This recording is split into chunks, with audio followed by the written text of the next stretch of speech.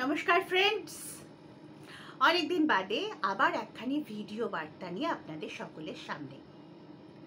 পশ্চিমবঙ্গের রাজনীতি এখন এই মুহূর্তে যে জায়গায় দাঁড়িয়ে আছে তার মাঝখানে কলকাতার মেয়র ফিরহাদ হাকিমের একটা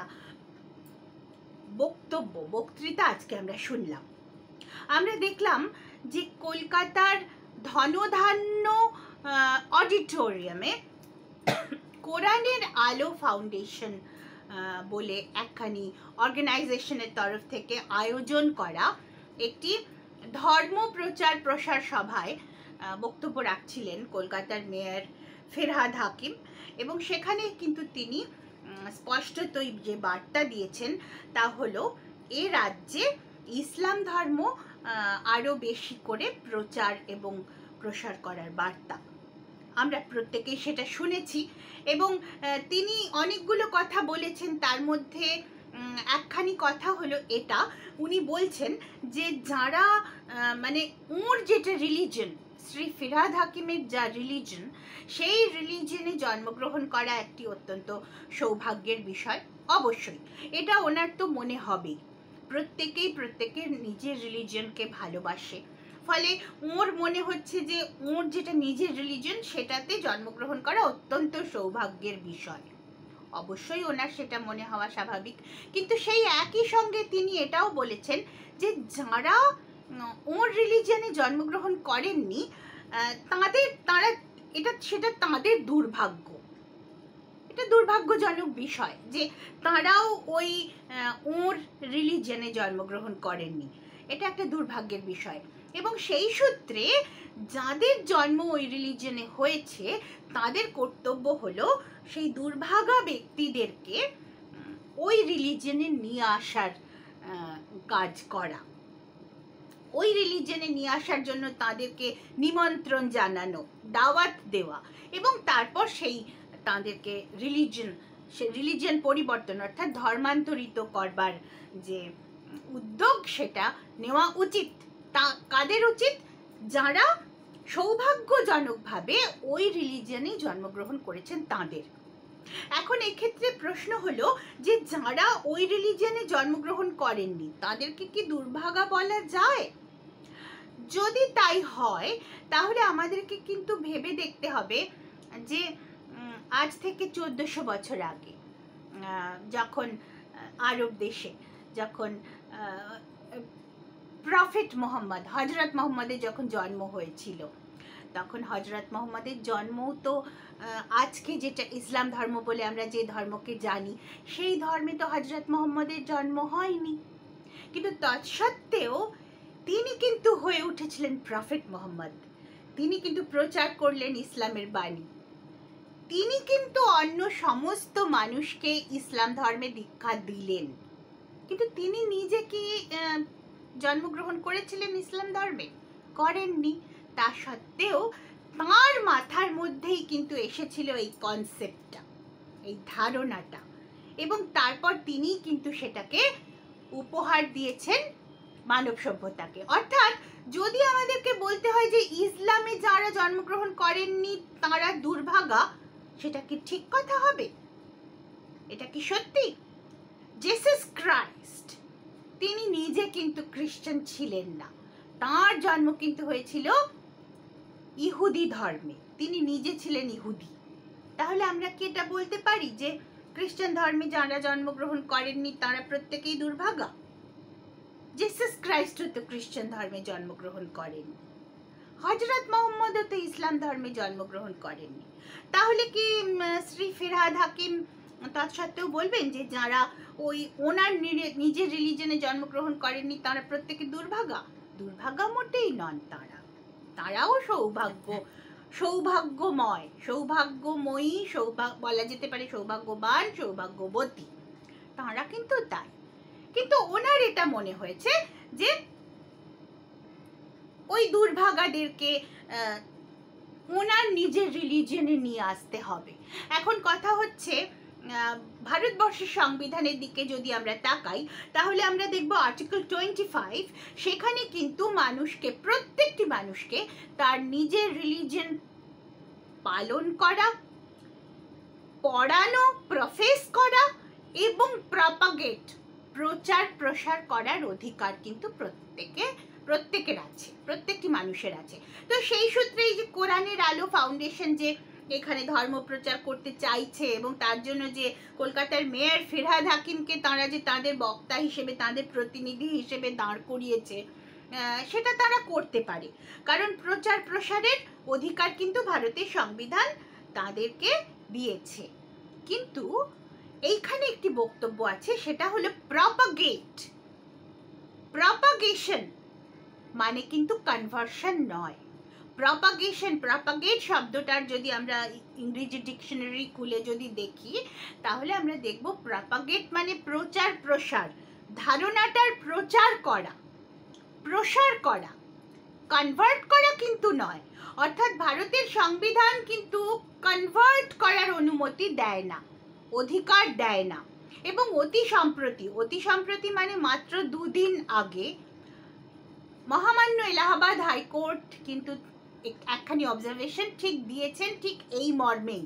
মহামান্য এলাহাবাদ হাইকোর্ট বলেছেন যে কোনো রিলিজিয়াস কংগ্রিগেশনে, মানে চার্চের তরফ থেকে আয়োজিত বা বিভিন্ন সময় ইসলামিক যে জলসাগুলো হয়, সেরকম রিলিজিয়াস কংগ্রিগেশনে যদি মাস কনভার্সন করা হতে থাকে, অনেকগুলো লোক যদি একত্রে ধর্মান্তরিত হয়, তাহলে আজ যারা ভারতবর্ষের মেজরিটি সম্প্রদায়, তারা মাইনরিটিতে পরিণত হবে।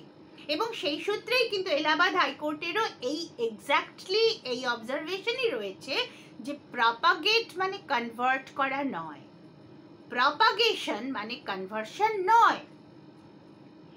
অর্থাৎ এই যে বলা হচ্ছে যে আমরা যখনই মেয়র সাহেব বলছেন যে আমরা সৌভাগ্যবান যে আমরা এই রিলিজিয়নে জন্মগ্রহণ করেছি, আমরা অন্য রিলিজিয়নের লোকেদেরকে দাওয়াত দেব এবং নিয়ে আসব, চেষ্টা করব, সেটা কিন্তু খুব ন্যায্য কোনো প্রয়াস হবে না, কারণ কনভার্ট করার অনুমতি কিন্তু ভারতবর্ষের সংবিধান কাউকে দেয় না। Propagate does not mean convert, এটা আমাদের মনে রাখা দরকার। প্রচার প্রসার যে কেউ করতেই পারে। এইবার আসা যাক প্রচার প্রসারের যে অধিকারটি ভারতীয় সংবিধান প্রত্যেক মানুষকে দিয়েছে, ধর্ম পালন, পড়ানো, প্র্যাকটিস, প্রফেস অ্যান্ড প্রপাগেট, এই যে 3টে অধিকার ভারতের সংবিধানের আর্টিকেল 25 প্রত্যেককে দিয়েছে। প্রশ্ন হলো, এই অধিকারগুলো কি একেবারে একটা অ্যাবসলিউট অধিকার, এক্সক্লুসিভ অ্যান্ড অ্যাবসলিউট থাকবেই? এই অধিকারগুলো কি এমন অধিকার যে কোনো পরিস্থিতিতে এই অধিকার মানুষের থাকবেই? তা কিন্তু নয়। এই অধিকারগুলোও কিন্তু কন্ডিশনাল। কোন কোন কন্ডিশন? 3টে কন্ডিশন ভারতের সংবিধান অনুযায়ী, 3টে condition: public order, morality and health. এই অধিকার কিন্তু subject to 3 conditions: public order, morality and health. মানে মানুষের স্বাস্থ্য, নৈতিকতাগত দিক থেকে বিষয়টি বিবেচনা করলেও বিষয়টি যদি নীতিগতভাবে সঠিক হয় তাহলে, এবং পাবলিক অর্ডার অর্থাৎ ল অ্যান্ড অর্ডার যাতে যেমনভাবে যেরকম রয়েছে সেই রকম যাতে বজায় থাকে, পাবলিক অর্ডার। সেই পাবলিক অর্ডারের মধ্যে কিন্তু আমরা ধর্মীয় জনবিন্যাসের বিষয়টাকেও ঢুকিয়ে দিতে পারি।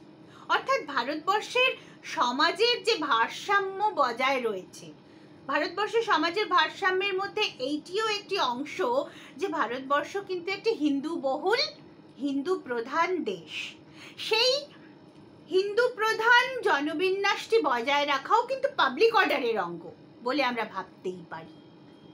ভাবা উচিত। অর্থাৎ এই 3টে কন্ডিশনের ওপর নির্ভর করেই কিন্তু ওই 3টে অধিকার, প্র্যাকটিস, প্রফেস অ্যান্ড প্রপাগেট, এই 3টে অধিকার কিন্তু ওই 3টি কন্ডিশনের ওপর ডিপেন্ড করে। 1 public order, 2 morality and 3 health. সুতরাং এই অ্যাবসলিউট রাইট কিন্তু নেই, এমনকি প্রচার প্রসারেরও। এবার যদি আপনারা চিন্তা করেন মোরালিটির প্রসঙ্গ, তাহলে এখানে প্রশ্ন হলো, পশ্চিমবঙ্গে ইসলাম ধর্মের খুব বেশি করে প্রচার করতে চাওয়াটা কি মোরালি কারেক্ট? আপনাদের ইতিহাস বোধ কি বলে? তার কারণ ভারতবর্ষ তো বিভাজিত হয়েছে, অখণ্ড ভারতবর্ষের বিভাজন হয়েছে, যেটা হওয়ার কিন্তু কথা ছিল না। ভারতবর্ষের বিভাজন হওয়ার তো কোনো প্রয়োজনই ছিল না, আমরা তো সকলেই একসঙ্গে থাকতে পারতাম, কিন্তু থাকতে পারিনি। আমরা জানি যে একদল লোক বলেছিলেন যে আমরা হিন্দুদের সঙ্গে একত্রে এক দেশে থাকতে পারবো না, ফলে আমাদের একটি আলাদা দেশ চাই, অর্থাৎ ভারতবর্ষ বিভাজিত হয়েছিল। এবং সেই সময়ই কিন্তু অবিভক্ত বঙ্গপ্রদেশও বিভাজিত হয়ে পশ্চিমবঙ্গের সৃষ্টি হয়েছিল, কিন্তু অবিভক্ত বঙ্গপ্রদেশের হিন্দুদের জন্য। হিন্দু হোমল্যান্ড হিসেবে পশ্চিমবঙ্গের সৃষ্টি হয়। এবার প্রশ্ন হলো, এহেন হিন্দু হোমল্যান্ডে কি তাহলে খুব বেশি করে ইসলাম ধর্ম প্রচার করার বিষয়ে উদ্যোগ নেওয়াটা কি মোরালি কারেক্ট? কারণ আপনারা বলবেন যে ফান্ডামেন্টাল রাইট আছে, আর্টিকেল 25 আছে, আর্টিকেল 25 যে ফান্ডামেন্টাল রাইট দেয়, সেই ফান্ডামেন্টাল রাইটের মধ্যেই কিন্তু আছে এই বিষয়টা ঢুকে আছে যে ওই তিনটে কন্ডিশনকে এটা সাপোর্ট করছে কিনা। আমরা যদি একটা ধর্মান্তরণের উদ্যোগ নিতে যাই, তাহলে সেই উদ্যোগটা ওই তিনটে কন্ডিশনকে সাপোর্ট করছে কি? পাবলিক অর্ডারকে সাপোর্ট করছে না। কারণ পশ্চিমবঙ্গের জনবিন্যাস, ধর্মীয় জনবিন্যাস কিন্তু রিলিজিয়াস ডেমোগ্রাফি কিন্তু চেঞ্জ করে যাচ্ছে, অর্থাৎ পাবলিক অর্ডার কিন্তু বদলে যাচ্ছে, পাবলিক অর্ডার থাকছে না। মোরালি কি সেটা কারেক্ট? যেখানে একবার ইতিমধ্যেই দেশ বিভাজিত হয়েছে এবং বঙ্গপ্রদেশের, তৎকালীন বঙ্গপ্রদেশের 46% হিন্দু অ্যান্ড 54% মুসলিমস, সেই 46% হিন্দুর জন্য সৃষ্ট যে অঙ্গরাজ্যটি, যেটা ভারতবর্ষের অঙ্গরাজ্য, সেই অঙ্গরাজ্যে কি খুব বেশি করে যদি শ্রী ফিরহাদ হাকিম যদি ওর নিজের রিলিজিয়নের লোকেদেরকে উদ্বুদ্ধ করেন যে হ্যাঁ আপনারা আসুন, এইখানেও আপনারা খুব বেশি করে প্রচার করুন, সেটা কি মোরালি কারেক্ট হয়? সমস্ত দিক থেকে যদি আমরা চিন্তা করি, আমরা যদি খুব সেন মাইন্ড নিয়ে চিন্তা করি, তাহলে আমাদের ইতিহাস বোধ, আমাদের বিবেক বোধ কোন কথাটা আমাদেরকে বলবে? আমার তো মনে হয় এই রাজ্যে খুব বেশি করে ধর্ম প্রচার করবার কোনো প্রয়োজন নেই। আমরা যদি বিভিন্ন জায়গায়, কলকাতারও বিভিন্ন জায়গায় আমরা কিন্তু ইদানিং দেখতে পাচ্ছি, আমি একটা উদাহরণ দিতে চাই, যেমন ধরুন একদম বিরাটিতে বিশরপাড়া বাঁকড়া যে রোড, সেই রাস্তা দিয়ে যদি আমরা যেতে আরম্ভ করি, আমরা দেখব সেখানে অনেক বাংলাদেশিরা কিন্তু সেখানে বসতি স্থাপন করেছেন এবং সেখানকার দেওয়ালগুলোতেও কিন্তু ইসলাম ধর্মের বাণী কিন্তু তারা লিখে রেখেছেন, তারা প্রচার করতে চাইছেন ধর্ম। এবং সেখানে এমন দোকানও আছে, সেই দোকানগুলোতে এমন খাদ্যদ্রব্য বিক্রি হচ্ছে যেটা কিন্তু খুব একটা দৃষ্টিনন্দন নয়, যেটা একেবারেই দৃষ্টিনন্দন নয়, যেটা কিন্তু বেশ ভালো রকম ভাবে অনেক মানুষের মনে আঘাত করছে। যারা ওই বিশরপাড়া রোড দিয়ে যেতে যাচ্ছেন, তাদের কিন্তু মনে আঘাত লাগবার মতন একটা ভিজুয়াল সেখানে তৈরি হয়েছে, একটা ভিজুয়াল সেট আপ, একটা ভিজুয়াল এনভায়রনমেন্ট যেটা তৈরি হয়েছে বাঁকড়া বিশরপাড়া রোড দিয়ে যাওয়ার সময়, সেটা কিন্তু খুব একটা কমফোর্টেবল নয়। বাংলাদেশিরা সেখানে থাকছেন, সেখানে এমন এমন সমস্ত ঘটনার দোকান, এমন এমন সমস্ত খাদ্যদ্রব্য আমরা দেখতে পাচ্ছি যেটা কিন্তু আমাদেরকে অস্বস্তিতে ফেলে দিচ্ছে। প্রশ্ন হলো, এইগুলোর এখানেই কিন্তু আমরা ওই মরালিটির বাইরে বেরিয়ে যাচ্ছি বলে আমার মনে হয়। এই বিষয়ে কিন্তু আমার মনে হয় আমাদের প্রত্যেকেরই ভাবনা চিন্তা করা উচিত। শ্রী ফিরহাদ হাকিম তিনি যে বক্তব্য রেখেছেন, সেই বক্তব্যের দ্বারা তিনি কিন্তু আসলে কলকাতার মানুষের মনে একটা ভয়াবহ অতীতের স্মৃতিকে উস্কে দিয়েছেন। আমরা প্রত্যেকেই জানি কলকাতার একটা ভয়াবহ অতীত আছে, 1946, 47, 1950, তারপরে 1964, বিভিন্ন সময় কলকাতার কিন্তু একটা ভয়াবহ সংঘর্ষের অতীত আছে, সংঘর্ষময় একটা রক্তাক্ত অতীত আছে। সেই অতীতের কথা কিন্তু, সেই অতীতের স্মৃতি কিন্তু উস্কে দিয়েছে আজ কলকাতার মেয়র শ্রী ফিরহাদ হাকিমের বক্তব্য।